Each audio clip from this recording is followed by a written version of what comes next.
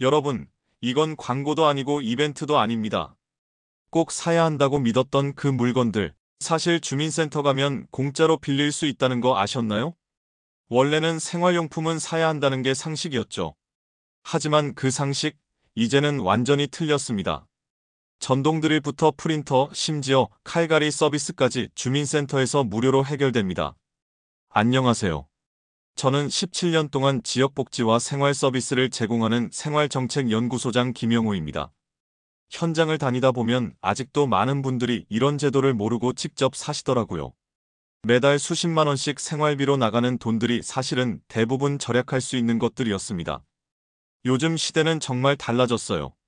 예전에는 뭔가 필요하면 무조건 사야 했는데 지금은 빌리고 나누고 교환하는 시스템이 완벽하게 갖춰져 있거든요. 특히 우리가 매일 지나다니는 주민센터에 이런 보물 같은 서비스들이 숨어 있다는 걸 아시는 분이 얼마나 될까요? 제가 전국을 다니면서 조사해 본 결과 정말 놀라운 사실을 발견했습니다. 한 달에 10만 원씩 절약할 수 있는 서비스들이 이미 우리 주변에 다 준비되어 있다는 거예요. 문제는 이걸 아는 사람과 모르는 사람의 차이가 너무 크다는 겁니다. 특히 시니어 세대분들께서 이런 제도를 잘 모르시는 경우가 많더라고요.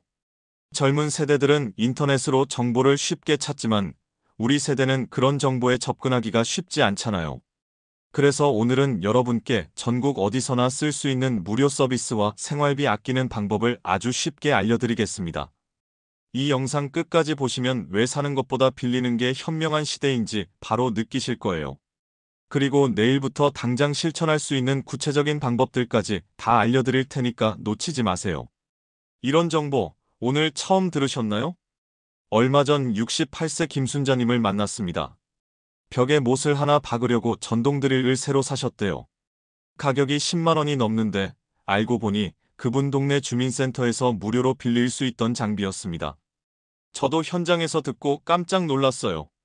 김순자님 같은 분들이 정말 많으세요. 1년에 한두 번 쓸 공구를 사서 창고에 쌓아두는 거죠. 그런데 그 돈이면 얼마나 많은 다른 일을 할 수 있겠어요. 더 안타까운 건 이런 분들이 대부분 경제적으로 여유가 많지 않으신 분들이라는 거예요. 이 이야기를 끝까지 들어야 전체 흐름을 알 수 있습니다. 김순자님은 이후로 주민센터를 자주 이용하기 시작했거든요. 칼이 무뎌지면 칼갈이 서비스로 해결하고 고장난 우산은 무료 수리 서비스로 고치셨죠. 무엇보다 버리던 폐건전지를 모아서 새 건전지로 바꿔 쓰면서 생활비 절약에 큰 도움이 되었다고 하시더군요. 처음엔 반신반의하시던 분이 이제는 주변 분들께 적극 추천하고 다니세요. 왜냐하면 직접 경험해보니까 정말 도움이 되니까요. 한 달에 2만 원, 3만 원씩 아끼는 게 작은 돈 같지만 1년이면 30만 원이 넘어요. 이게 몇 년 쌓이면 정말 큰 돈이 되는 거죠. 오늘 이 영상에서 말씀드릴 내용은 여러분의 생활비 관리 방식을 완전히 바꿀 수 있는 중요한 지혜입니다. 이 이야기를 끝까지 듣고 실천하셔야만 진정한 변화를 경험할 수 있어요. 끝까지 보지 않으시면 가장 중요한 실천법을 놓치게 됩니다.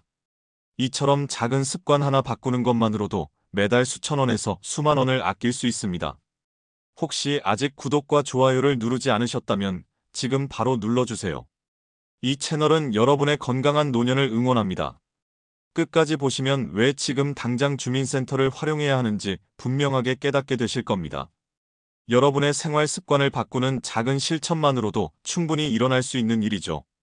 그래서 이제는 우리 일상에서 꼭 알아야 할 무료 서비스들을 하나씩 짚어보겠습니다. 먼저 전동 드릴이나 망치, 사다리 같은 생활 공구를 무료로 빌릴 수 있다는 걸 아시나요? 주민센터에서 이런 공구들을 무료로 대여해주는 서비스가 있어요. 전국 70% 이상의 주민센터가 공구 대여 서비스를 운영하고 있다고 행정안전부에서 발표했거든요. 박영수 72세님은 선반 설치를 위해 사다리를 빌렸다가 이런 게 있는 줄 몰랐다고 하셨죠. 주민센터에 전화해서 공구 대여실 유무를 확인하고 신분증만 지참하고 방문하시면 됩니다.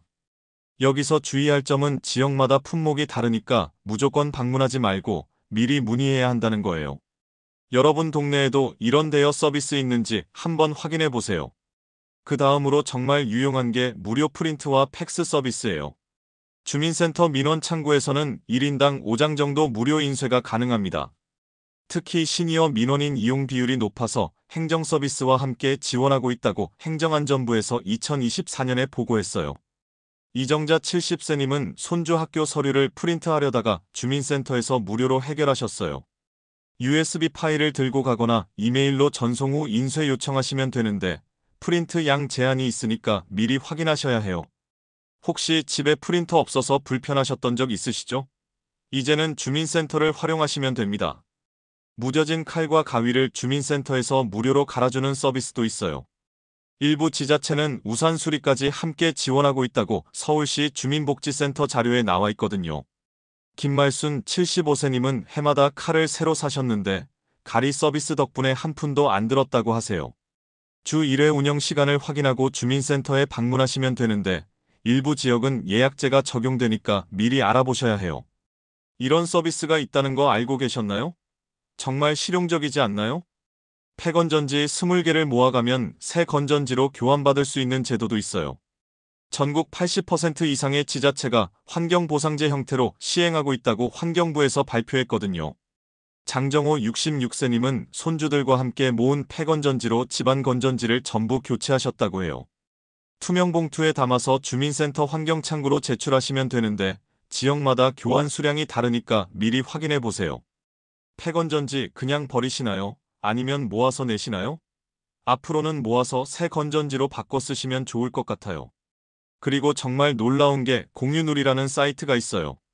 공공기관의 장비, 회의실, 체육시설 등을 무료로 대여할 수 있는 사이트입니다. 2024년 기준으로 전국 공공자원 16만 건 이상이 등록되어 있다고 행정안전부에서 발표했어요. 최병진 69세님은 공유누리에서 공구를 검색해서 무료로 빌리고 체육시설까지 이용하셨다고 해요. 공유누리 사이트에서 지역을 선택하고 물품을 검색하시면 되는데 일부 품목은 심사 절차가 있으니까 여유를 두고 신청하세요. 공유누리라는 사이트 들어보신 적 있으신가요? 서울시에 사시는 분들은 공유어브라는 서비스도 활용하실 수 있어요. 서울 시민을 위한 물품과 공간 공유 서비스인데 서울 시민의 30%가 공유어브를 이용해서 생활비를 절약하고 있다고 서울시에서 2024년 통계를 발표했거든요. 윤정혜 64세님은 정장 대여 서비스로 취업 면접을 준비했다고 해요. 공유어브 사이트에 접속해서 물품이나 공간 카테고리에서 예약하시면 되는데 회원가입 후 본인 인증이 필요해요. 서울에 계신 분들 공유어브 써보신 적 있으신가요? 이렇게만 활용해도 생활비가 절반으로 줄어들어요. 정말 놀랍지 않나요? 그런데 여기서 끝이 아니에요. 이제는 주민센터 밖으로 나와서 전국 어디서든 쓸 수 있는 서비스들까지 알려드리겠습니다. 주차비 때문에 고민 많으시죠? 공유누리에서 주차장을 검색하시면 무료로 개방된 공공주차장을 확인할 수 있어요. 일부 지역은 평일과 주말 개방 시간이 다르니까 방문 전에 지도에서 무료 표시된 곳을 확인하고 이용하세요. 평소 주차비 때문에 스트레스 받으셨던 분들에게는 정말 유용한 정보일 거예요. 무료 숙박이나 휴양시설도 이용하실 수 있어요. 경로당이나 청소년 수련관 등 일부 숙박시설은 무료로 이용이 가능한데 사전 예약이 필수이고 이용시간 제한이 있어요. 공유누리에서 숙박 항목을 검색하고 예약하시면 되는데 여행 가실 때 이런 시설 활용해 보신 적 있으신가요? 정말 경제적으로 도움이 많이 될 거예요. 손주를 위한 장난감 도서관도 있어요. 아이나 손주를 위해서 장난감을 무료 또는 아주 저렴하게 빌릴 수 있거든요.